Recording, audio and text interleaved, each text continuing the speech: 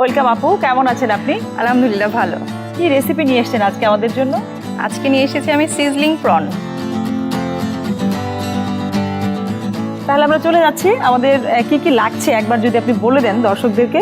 আমার এই রেসিপিটি করতে লাগছে চিংড়ি, ভিনেগার, সয়া সস, লেবুর রস, ব্রাউন সুগার, স্বাদ মতো লবণ, তেল, কিছুটা ফুড কালার, আচ্ছা, আদা বাটা, রসুন বাটা, টমেটো সস, কর্নফ্লাওয়ার, পরিবেশনের জন্য পেঁয়াজ পাতা এবং 3 ধরনের কালারফুল ক্যাপসিকাম। তাহলে আপা আমরা আমাদের মূল রান্নায় চলে যাচ্ছি। আমি আপনাকে একটা প্যান দিয়ে দিচ্ছি, এবার কি করতে হবে বলেন? এটা কিছুটা গরম হোক, আমরা তার আগে একটু একটা সস তৈরি করে নেব। ওকে, একটা বাটি তো লাগবে ছোট জি। আপনার। আচ্ছা, একটা বাটি দিয়ে দিয়েছি। আর কি লাগছে আমাদের? আমাদের লাগছে একটু ভিনেগার, ভিনেগার হাফ চামচের মতো, সয়া সয়া সস দিচ্ছি। 1 চামচের মতো, লাগছে ব্রাউন সুগার, আমাদের লেবুর রস লাগছে তো অল্প, একটু মরিচের গুঁড়া লাগবে। আমি আপনাকে দিয়ে দিচ্ছি বসুন্ধরার একদম সুপার একটা মরিচের গুঁড়ো, হাফ টিস্পুন। হাফ টিস্পুন, জি। আমাদের আমরা প্যানটা কিন্তু গরম হয়ে গেছে। একটু তেল দিব আমরা। হ্যাঁ, তেল দিচ্ছি কতটুকু? 2 টেবিল স্পুন। একটু নন স্টিকি প্যান, খুব বেশি তেল লাগবে না। প্রথমে আমরা একটু দিচ্ছি একটু আদা বাটা, একটু রসুন বাটা।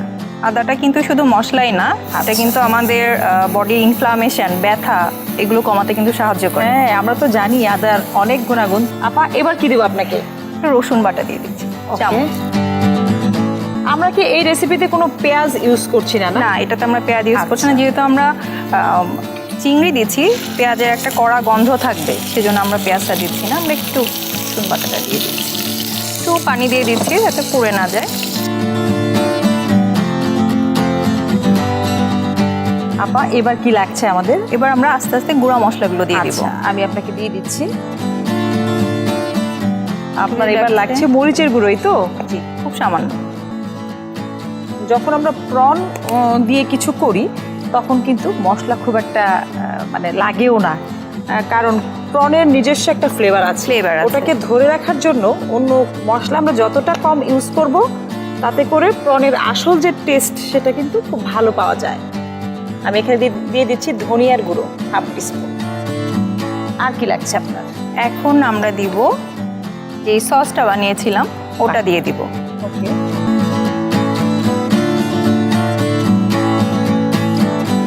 এখন আমরা ক্যাপসিকামগুলো দিয়ে দিব। ওকে। এখানে আমরা ইউজ করছি 3 রকমের ক্যাপসিকাম। দর্শক দেখতেই পাচ্ছেন, এখানে 3 রকমের ক্যাপসিকাম আপা ইউজ করছে। গ্রিন কালার, রেড এবং ইয়েলো, 3 ধরনের কালার। দেখতে কিন্তু ভীষণ ভালো লাগছে। ক্যাপসিকাম কিন্তু শুধু সবজি না, ক্যাপসিকামে কিন্তু খুব ভালো পুষ্টিগুণ আছে। যেহেতু আমরা দেখছি এখানে 3 ধরনের কালার আছে, green colour, yellow colour, red colour. তো রেড যে ক্যাপসিকাম, এটা কিন্তু লাইকোপেন, অ্যান্টিঅক্সিডেন্ট, এটা কিন্তু স্কিনের জন্য খুবই ভালো।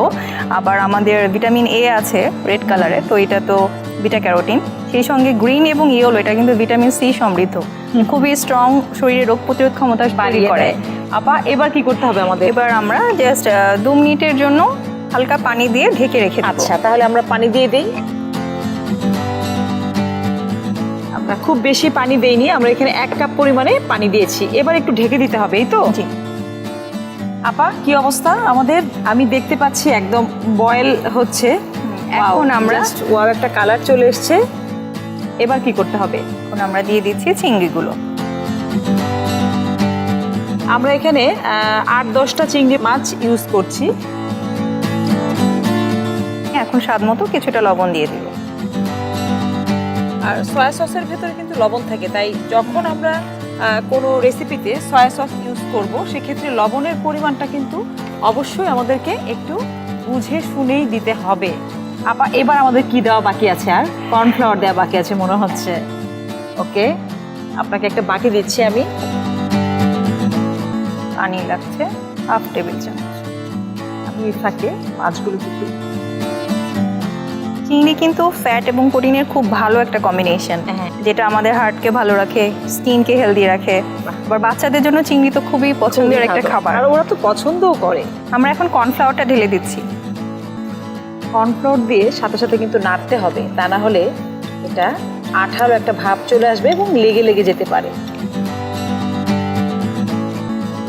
আমরা টমেটো সস দিয়ে দিচ্ছি এখানে 2 টিস্পুন।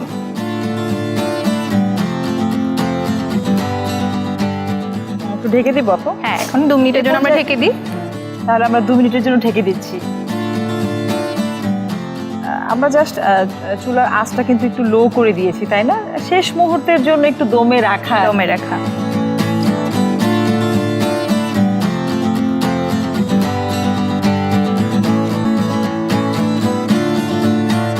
রেডি হয়ে গেল আমার সিজলিং প্রন।